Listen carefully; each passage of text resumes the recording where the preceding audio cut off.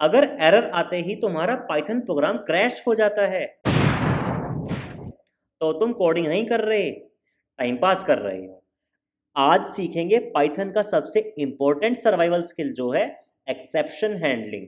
अब देखो, जैसे मैं अपनी इस एप्लीकेशन को एग्जीक्यूट करता हूं और यहां मैंने इनपुट में दिया एक स्ट्रिंग। अब एंटर करते ही मेरा प्रोग्राम हो गया क्रैश, क्योंकि यहां पे हमने इंटीजर की जगह क्या स्टोर कर दिया, स्ट्रिंग।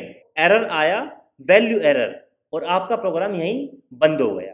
इसी प्रॉब्लम को सॉल्व करने के लिए पाइथन आपको प्रोवाइड करता है ट्राई एंड एक्सेप्ट। मतलब ट्राई करो कोड चलाने का, अगर एरर आए तो एक्सेप्ट उसको हैंडल कर लेगा। अब जैसे चलो यहां पे हम यूज करते हैं ट्राई एंड एक्सेप्ट, कि कैसे इसको हम यूज कर सकते हैं अपनी इस प्रॉब्लम में। ठीक है, तो हम क्या करेंगे, जहां प्रोग्राम में एरर आने के चांसेस होते हैं वहां लगा देंगे ट्राई ब्लॉक। तो सबसे ऊपर हमने एक ट्राई का ब्लॉक लगा दिया। ठीक है, तो जैसे इफ का ब्लॉक होता है, फंक्शंस का ब्लॉक होता है, तो ट्राई कॉलन से ट्राई का ब्लॉक बन गया।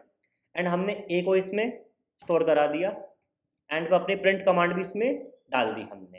ठीक है, अब ट्राई बोलता है कि मैं अकेला किसी काम का नहीं हूं, तो यहाँ पे लगाना पड़ेगा हमें एक्सेप्ट ब्लॉक।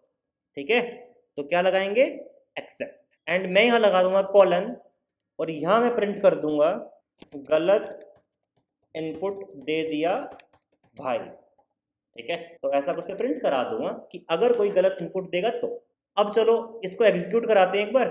नंबर दिया मैंने, यहाँ पे मैंने स्ट्रिंग ही दे दिया इसमें। अब यहाँ पे क्या हुआ, अब एरर तो आया ही नहीं, है ना, मतलब प्रोग्राम मेरा क्रैश नहीं हुआ। अब बस एक सिंपल सा मैसेज आ गया कि हमने क्या किया है, हमने गलत इनपुट दिया है। तो इसी का नाम है क्या, एक्सेप्शन हैंडलिंग। कि अगर आपका प्रोग्राम चल रहा है, उसमें कोई एक्सेप्शन आई, तो आपने उसको हैंडल करके सिर्फ एक मैसेज प्रिंट करा दिया, इससे आपकी एप्लीकेशन क्रैश नहीं होगी। अब देखो थोड़ा आगे बढ़ते हैं और एक्सेप्शन हैंडलिंग को थोड़ा और अच्छे से जानते हैं। तो सबसे पहले इस कोड को हम कमेंट कर देंगे। तो मैं एक बेसिक सा एक प्रोग्राम बना रहा हूँ जहाँ मैं लिख रहा हूँ a equals to int of input enter number 1 and enter number 2। तो ये मेरा बन गया b। अब मैं क्या कर रहा हूँ, मैं यहाँ प्रिंट कर रहा हूँ a प्लस में b, एंड ऐसे ही प्रिंट कर देंगे हम a minus b, a multiply by b and a divide by b। अब हमें देखना है इस प्रोग्राम को एग्जीक्यूट कराएंगे तो क्या क्या एरर आ सकते हैं। ठीक है, अब देखो पहले समझते हैं थोड़ा एरर के बारे में। तो एरर में जैसे एक आता है रन टाइम एरर, ठीक है, और एक आता है कंपाइल टाइम एरर। ठीक है, तो कंपाइल टाइम एरर का मतलब कि जो आपका जो प्रोग्राम है उसका जो कोड है, सिंटैक्स है, वही क्या है, रॉन्ग है। ठीक है, तो अगर आपके सिंटैक्स में गलती है तो उसको बोलते हैं कंपाइल टाइम एरर। अब रन टाइम एरर का मतलब ही क्या होता है, एक्सेप्शन, कि कोड देखने में एकदम सही है, आप इस कोड को देखो ये एकदम परफेक्ट है, इस कोड में कोई भी सिंटैक्स की प्रॉब्लम नहीं है। ठीक है, तब भी प्रोग्राम एग्जीक्यूशन के टाइम कोई एरर आ जाए, उसी को बोलते हैं क्या, एक्सेप्शन, कि सब कुछ ठीक था उसके बाद भी एक्सेप्शन आ गई। अब जैसे इस कोड को मैं एग्जीक्यूट कराऊंगा, मैं यहाँ पे नंबर दूंगा 12 एंड 0। अब यहाँ भी जो एक्सेप्शन आई उसका नाम क्या था, जीरो डिवीजन एरर। एक बार इसको कॉपी करते हैं। तो पहले सबसे पहले जो जीरो डिवीजन एरर है उसको हम हैंडल करेंगे।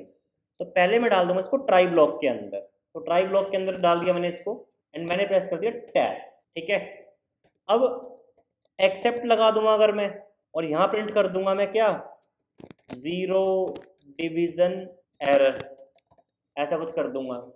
तो एक्सेप्ट क्या करेगा, अगर किसी भी टाइप का एक्सेप्शन आएगा उसको हैंडल कर लेगा।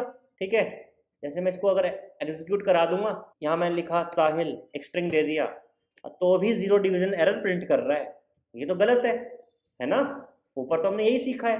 तो अब क्या, हमें अब एक स्पेसिफिक एक्सेप्शन पास करनी है, लाइक ये क्या, कि जीरो डिवीजन एरर, कि अगर जीरो डिवीजन एरर आएगा तो हम प्रिंट कर देंगे जीरो डिवीजन एरर, और अगर वैल्यू एरर आएगा तो हम प्रिंट कर देंगे क्या, वैल्यू एरर। ठीक है, हमने यहाँ पे क्या किया, हमने एक स्पेसिफिक एरर को हैंडल करना सीखा कि वैल्यू एरर को, जीरो डिवीजन एरर को हम कैसे हैंडल कर सकते हैं। तो अब चलिए अब प्रोग्राम को एग्जीक्यूट कराते हैं। ठीक है, मैं लिखा 12 एंड 0। तो देखो यहाँ पे क्या लिखा रहा है, 0 डिवीजन एरर। एंड इसको मैं दोबारा एग्जीक्यूट करा दूंगा एंड मैं लिखूंगा 12 एंड एक स्ट्रिंग पास कर दिया मैंने, तो यहाँ पे क्या आएगा, वैल्यू एरर। तो कॉन्ग्रेचुलेशन स्टूडेंट्स, एक्सेप्शन हैंडलिंग का कंसेप्ट आप सीख चुके हैं। ठीक है, अब इसी में थोड़ा सा आगे बढ़ते हैं। अब यहाँ पे क्या है, अगर इसके अलावा कोई तीसरे टाइप का एक एक्सेप्शन आ गया तो एक्सेप्शन तो बहुत टाइप्स के हो सकते हैं, है ना। जैसे एग्जांपल लेके चलते हैं, मैंने यहाँ पे लिखा x इक्वल्स टू 1 2 3, एक लिस्ट बना दी मैंने। अब मैं क्या कर रहा हूँ, x के 99 पे डाल रहा हूँ मैं किसको, 100 को। अब इससे क्या होगा, इससे आएगा इंडेक्स एरर। क्यों, क्योंकि 99 जो है वो इस लिस्ट में है ही नहीं इंडेक्स। इस लिस्ट में क्या है, 0 1 2 3 इंडेक्स है, तो जो इंडेक्स है ही नहीं उसमें मैं स्टोर कैसे कर दूंगा। अब देखो एक बार इसको एग्जीक्यूट कराते हैं। ठीक है, जैसे मैं लिखा 12 एंड अब लिखा 5। अब यहाँ पे क्या हुआ, ना ही 0 डिवीजन एरर था, है ना ही हमारा वैल्यू एरर था। तो यहाँ पे एक नया एरर आ गया, क्या, इंडेक्स एरर। अब देखो एक बार इस प्रोग्राम को एग्जीक्यूट कराते हैं। ठीक है, मैं इनपुट में दूंगा 12 एंड 5। अब प्रोग्राम तो ठीक है बिल्कुल ही, बस यहाँ पे क्या, एक ये गड़बड़ है, इसलिए हमें क्या मिल रहा है, इंडेक्स एरर। अब या तो इसके लिए भी क्या करोगे, अब फिर से एक्सेप्ट लगाओगे, इसमें लिखोगे क्या आप, इंडेक्स एरर। ठीक है, फिर आप उसको हैंडल करोगे, है ना। इसके बजाय आप क्या कर सकते हो, आप लिख दो यहाँ पे बेस एक्सेप्शन। क्या लिखेंगे, बेस एक्सेप्शन। इनके अलावा अगर किसी और टाइप की एक्सेप्शन आएगी तो वो किसके अंडर आएगी, बेस एक्सेप्शन के। क्यों, क्योंकि जितने भी टाइप्स की एक्सेप्शन है उन सबका पेरेंट कौन है, बेस एक्सेप्शन। ठीक है, तो मतलब पाइथन में जितने भी एक्सेप्शंस आएंगी सबके ऊपर उनका एक पेरेंट बैठा हुआ है, कौन, बेस एक्सेप्शन। तो मैं यहाँ पे प्रिंट क्या कर दूंगा, अब मैं यहाँ दूंगा एज बीई। इसको मैंने एक निकनेम दिया और मैं बीई को प्रिंट कर दूंगा। मतलब इन दोनों के अलावा मेरे प्रोग्राम में जिस भी टाइप की एक्सेप्शन आएगी वो प्रिंट हो जाएगी। अब चलिए इसको एग्जीक्यूट कराएं एक बार, आइए। मैंने लिखा 12 एंड मैंने लिखा 5। अब यहाँ पे क्या आ रहा है, list assignment index out of range. ठीक है, अब तो ये अपने आप आ रहा है।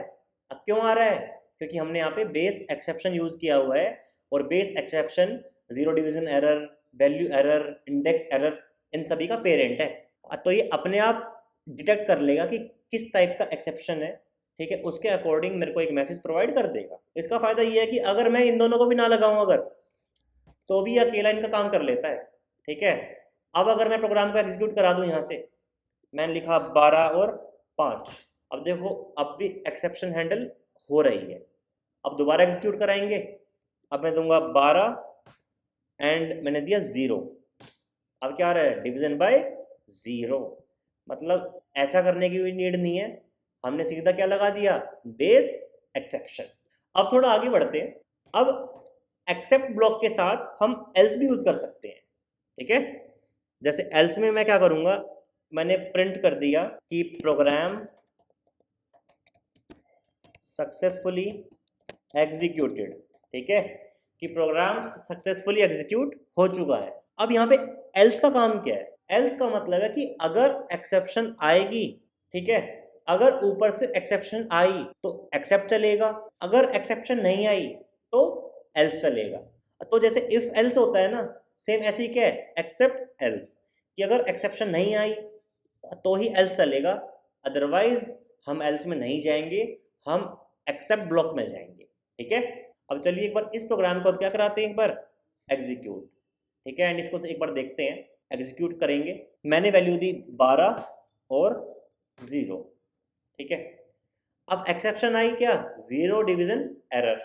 ठीक है, तो क्या हुआ, जो मैंने एल्स में लिखा था वो चला ही नहीं। अब चलिए इसको दोबारा एग्जीक्यूट कराते हैं एंड यहाँ से इसको भी मैं क्या कर दूंगा, कमेंट कर दूंगा। अब चलाऊंगा, अब मैं लिखूंगा 12 और 5, तो प्रोग्राम एग्जीक्यूट हो चुका है। तो मतलब अब एक्सेप्शन नहीं आई, मतलब मैं एक्सेप्ट के अंदर नहीं गया, तो मैं किसके अंदर गया, एल्स के अंदर, और ये प्रिंट हो गया। ठीक है, एक ये कंसेप्ट है। अब देखो एल्स में दिक्कत क्या है कि अब प्रोग्राम में अगर एक्सेप्शन आएगा तो ये मैसेज प्रिंट नहीं होगा, है ना, एक्सेप्शन नहीं आएगा तो प्रिंट होगा। बट हमें एक ऐसा तरीका चाहिए कि चाहे प्रोग्राम में एक्सेप्शन आए चाहे ना आए, ये लाइन हमेशा चलनी चाहिए। ठीक है, इसके लिए क्या करोगे आप, यहाँ पे एल्स का यूज आप नहीं करोगे, आप लगा दोगे यहाँ पे फाइनली। अब फाइनली ब्लॉक का मतलब क्या होता है, चाहे प्रोग्राम में एक्सेप्शन आए चाहे ना आए, प्रोग्राम एग्जीक्यूट होगा ही होगा, और लास्ट में जो इसमें लाइन लिखी है वो भी चलेगी चलेगी। ठीक है, मतलब फाइनली का मतलब क्या है कि प्रोग्राम में एक्सेप्शन आए चाहे ना आए, ये लाइन हमेशा एग्जीक्यूट होने वाली है। अब चलो टेस्ट करते हैं। ठीक है, अब पहला केस था कि एक्सेप्शन नहीं आई, तो भी लिखा हुआ आ रहा है कि प्रोग्राम सक्सेसफुली एग्जीक्यूटेड। और अगर एक्सेप्शन आ गई, जैसे मैंने दिया 0, ठीक है, 0 डिवीजन एरर आ गया, उसके बाद भी लिखा आ रहा है कि प्रोग्राम सक्सेसफुली एग्जीक्यूटेड। तो ये है पावर किसकी, फाइनली ब्लॉक की। अब देखो, एक्सेप्शन हैंडलिंग पाइथन का बहुत ही इंपॉर्टेंट कंसेप्ट है। File handling, database, API, payment system, हर जगह एक्सेप्शन हैंडलिंग यूज की जाती है। वरना अगर एरर हैंडल नहीं करोगे तो आपकी एप्लीकेशन क्रैश होती रहेगी और कोई भी उसको यूज नहीं करेगा। एक्सेप्शन हैंडलिंग को बोलते हैं सेफ्टी बेल्ट ऑफ पाइथन, क्योंकि ये प्रोग्राम को क्रैश होने से बचाती है और यूजर एक्सपीरियंस को बेटर करती है। अगर तुम पाइथन सीरियसली सीख रहे हो तो एक्सेप्शन हैंडलिंग स्किप मत करना। नेक्स्ट वीडियो में देखेंगे custom errors and raise keyword.